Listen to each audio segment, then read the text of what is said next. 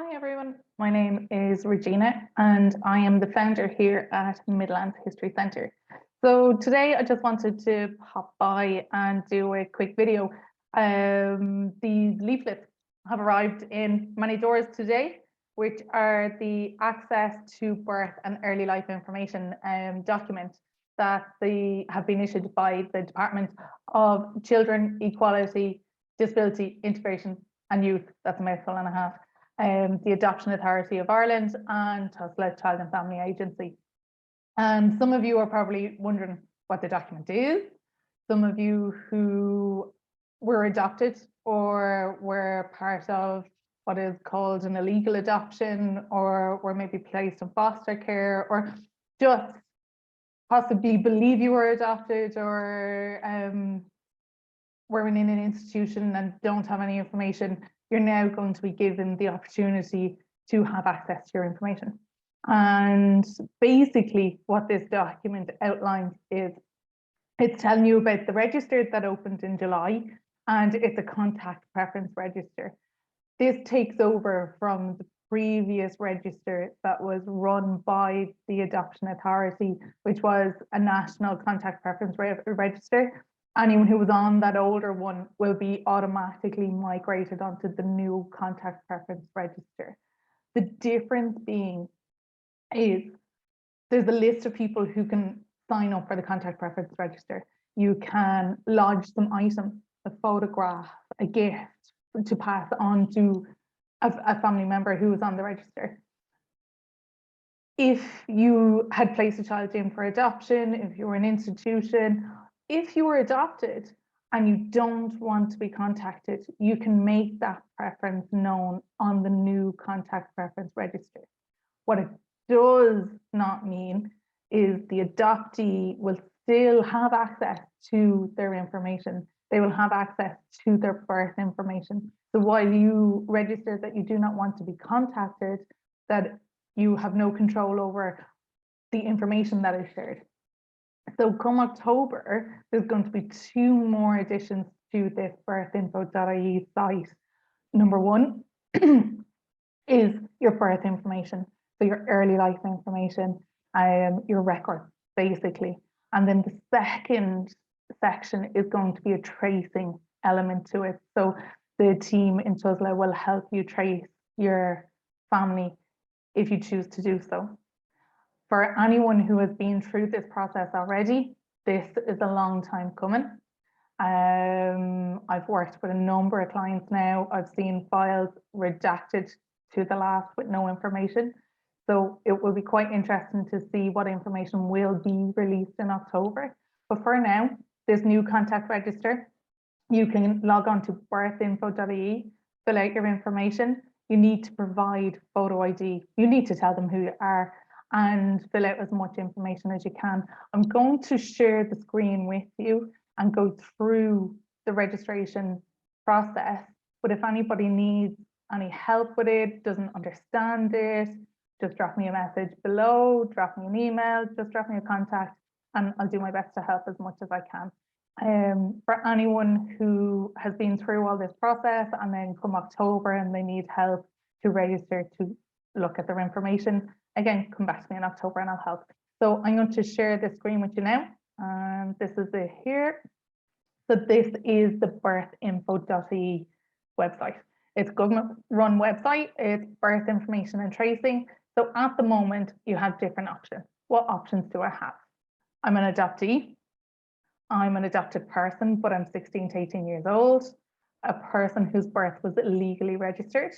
A person who was resident in an institution. A person who was boarded out or nursed out. So that means that, or suspects you were, fostered. A daughter or a son or a next of kin of all of the above, relative of one of the above persons, an adoptive parent, a friend of a parent of an adopted person. So you can, if you knew that a parent had put a child up for adoption from an institution, and you have information and you want to pass that information on to an adopted child, you can register to pass on that information if you have the details. A person who provided care to a child, and a person who is a relevant guardian. So for now, you can register or update your contact preferences. So if you were on the older register, you can update your details, and then here you can register. Same list of people here. Very importantly, it would allow parents to register a no contact preference prior to their information being released. This has to be done before October. So if you were a parent of an adopted child, you have to register a no contact preference before the information is released. And even where no contact preference has been registered, information will always be released of names and so on, but you won't be contacted. More importantly, if you change your mind, that's absolutely no problem. You can come back in a couple of months and you can say, you know what, I actually want contact now. So you can update your preferences at a later date as well. So while you can register for no contact now, you can come back later on and say, you know what, actually, I do want to know who that child was and get to know them. Or maybe their grandkids as well. So how do you register? There's an information leaflet here, 18 pages long, but a very important piece of information in the information leaflet is who deals with the records. So there's a set of institutions that the records are dealt with by the Adoption Authority of Ireland. And then there's also another set of institutions and foster homes and care homes that the files are managed by the Tussla Child and Family Agency. The information for all those are in this information leaflet, so it's worth downloading and reading. To access the forms, you click in the appropriate section here, and let's click in here and we'll fill in just so you can have an idea of what the form looks like. So what happens when I send in my application? You're added to the contact preference register. You fill in your details here. You send in a copy of photo ID, driver's license, passport, or a Garda ID card as well. Indicate your status as an applicant as well.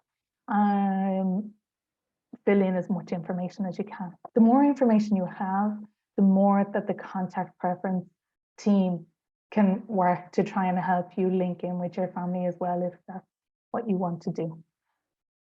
And what level of contact you want.